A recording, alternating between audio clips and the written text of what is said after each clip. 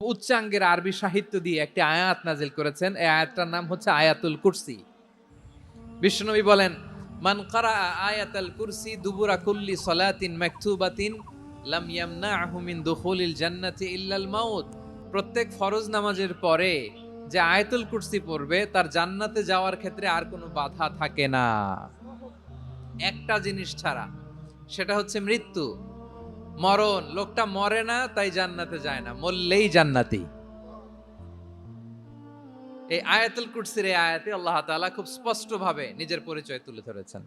আবার সূরাতুল ইখলাসের ভেতরে আল্লাহ তাআলা খুব চমৎকার ভঙ্গিমায় তিনি নিজের পরিচয় তুলে ধরেছেন। অনুরূপভাবে সূরা হাশরের শেষ 3 আয়াতেও আল্লাহ তাআলা খুব চমৎকারভাবে নিজের পরিচয় তুলে ধরেছেন। আওয়াজ করে পড়ুন সুবহানাল্লাহ। আমরা সূরা হাশরের শেষ 3 আয়াতের তাফসীর আজকে আমরা শুনবো।